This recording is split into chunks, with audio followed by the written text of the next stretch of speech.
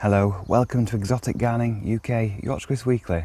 On this week's episode, we're going to be looking at Gunnera and how to tell if you got the big one or the small one.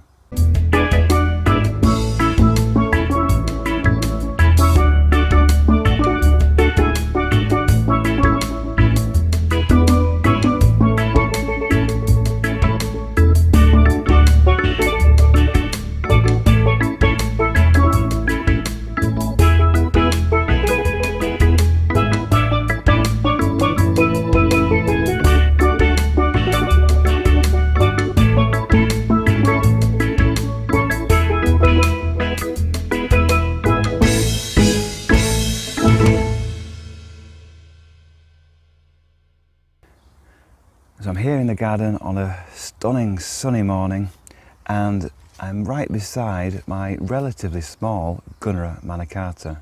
I say relatively small because this can get much bigger with feed and age and water.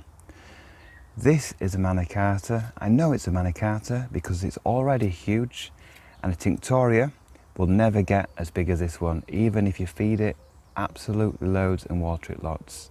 So in this video, we're going to be looking at the key differences in sort of leaf form, the colour, the flower and the overall size of Gunnera, manicata and Tinctoria, comparing the differences side by side so you can see the differences on screen and you can make decisions about when you're buying a plant. If you're going to get manicata, you shouldn't be getting Tinctoria, but we'll talk about that later.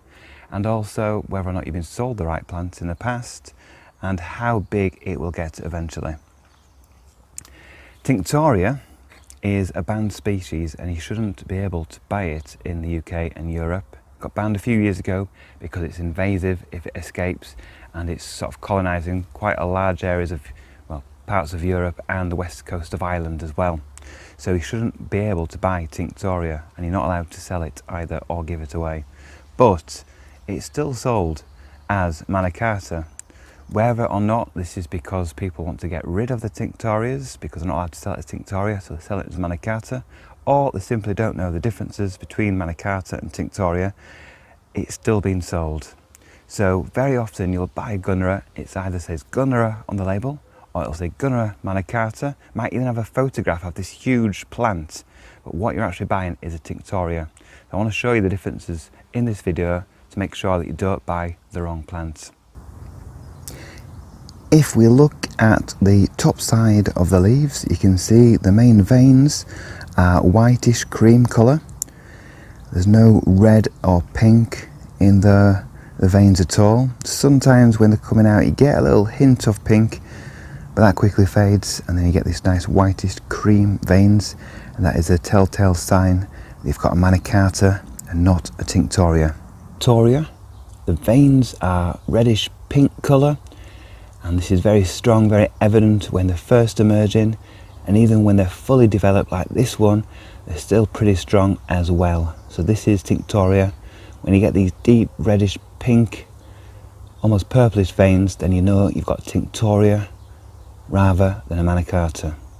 If we look at the flowers of manicata, they're very open, they're green with a hint of pinkish red when they start developing, but they come out this green colour, and we've got lots of little side bracts that come out to form the large flower, and they are very big.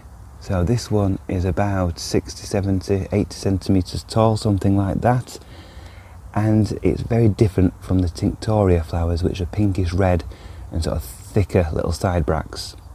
So this is the manicata flower.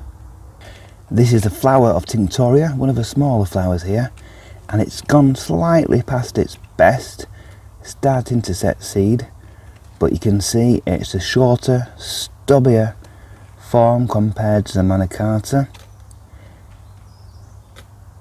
It does elongate a little bit, but overall it's more closed, more dense than the more open manicata flower. And it's more reddish pink, especially when it's just emerging.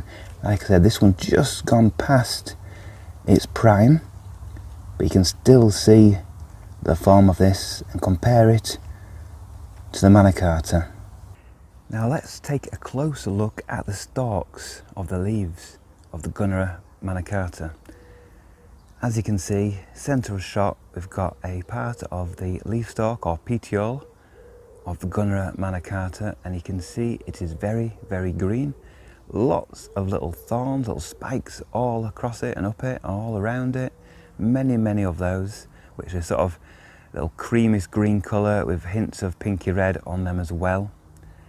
And these stalks are very thick and they're very green. Now let's contrast that with what we see on the Tinctoria. So on the Tinctoria, they are green, but they're also sort of reddish green are the leaf stems, stalks. They've got a lot of thorns that are green as well, but you've got that overall reddish, pinkish hue of the stems or the leaf stalks or petioles, whichever word you want to use.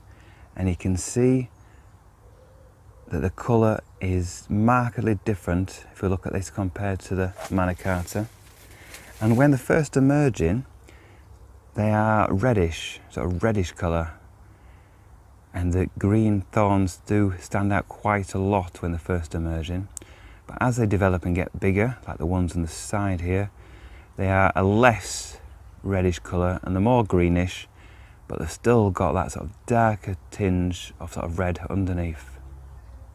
And if we look at the overall form of the leaves, they are sort of about 1 metre across, something like that, but they're quite 3D. But what I mean by that is from the bottom of the stalk, which you can't see there, to the top of the stalk, and then from the top of the stalk to the top of the leaves, and the way that it forms around, it's sort of like a cup, it's sort of like this. That's how the leaves are, even when they're fully developed. Gunnera Tinctoria manicata, the leaves all come out like this, and the Tinctoria sort of stay more like this, whereas the manicata sort of fold out and flatten, still cup-shaped, but a bit more flat and less sort of 3D looking. Whereas the Tinctoria stay more 3D, more cup-shaped in form. That's another difference between them. And both of them are very rough if you feel them. And the jaggedness of the actual leaves in a Tinctoria, there's lots and lots of jagged parts to the leaves that go in quite a long way. Whereas in manicata, yes, they're jagged around the edges, but less so, much less so than in a Tinctoria. Now, if we look at the overall size of the plant of Gunnera manicata, it's basically absolutely huge. This is still quite a relatively young division of a Gunnera. It's been in the ground 3 years now, and the first leaves got frosted off like they often do in spring, and these 5 leaves you can see in front of you are the leaves that first came out in May into June, and you can see they're already very large and they'll get much, much bigger than this.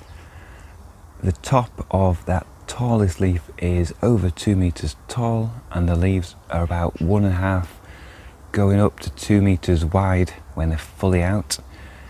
And this is a great indication and 100% guarantee that if you get leaves this big and much, much bigger, because it can get much, much bigger than this, then you do have a Gunnera manicata rather than a Gunnera Tinctoria. It's the easiest way to tell the difference between manicata and Tinctoria is their overall size.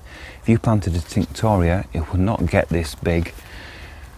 It would be about 1 metre, 1.5 meters across, but it wouldn't be as tall as this, and it wouldn't get this big so quickly. Now in front of me here are Gunneras, and these are Gunneras Tinctoria. They've been in the ground about 5-6 years in this location. I've had them as plants well over a decade because they've been moved about from the other garden as well. And as you can see, they're only, just above waist height here. And this is about as big as I get without extra feed and extra water. So this is the overall size and form of a Tinctoria. So if you've had a Gunnera in your garden for several years and you've watered and fed it really well, and it's about this size and it's not getting any bigger no matter how much feed, water you give them, then you've got a Tinctoria, you've not got a manicata. It doesn't matter about any other features I've talked about. If your plant doesn't get bigger than this, then it's definitely a Tinctoria. So let's talk about the care of Gunneras and how to plant them in the garden. Basically, I planted this one just 3 years ago, and I planted it in a semi-sunny part of the garden, so it's lots of sun in the morning, and as the sun goes round, it's in shade from sort of mid-afternoon. And this allows the leaves to stretch out for sunlight, and it makes them go a little bit taller. and it's in a position where it keeps nice and cool at the roots and very, very moist. I also put some sort of plastic bags underneath the root ball, punctured them, so that it makes a little reservoir underneath to keep the water in. I water this a lot, so all Gunneras need lots and lots of water to grow really big, so you can actually grow them in boggy conditions, not submerged in a pond, but on the side of a sort of a natural style pond where it's going to get flooded a lot and its feet can stand in the water, and they'll get absolutely huge that way. Feeding these, I feed these loads and loads of bloodfish and bone, chicken manure, and some seaweed fertiliser as well, just to get the big, deep green leaves. They get bigger and bigger every year. If you get a nice warm year where you don't get spring frosts, plenty of water, plenty of feed, then you can get absolutely huge, huge specimens. And the best ones in the UK, if you want to see the absolute best forms of Gunnera manicata, down in Cornwall, go to the big gardens down there and you'll see ones that are 3-4 metres across, absolute huge leaves that you can actually walk under. These stems like this here are wide and you can actually get your hands around and you can walk under and it won't touch the top of your head. That's how big the leaves are.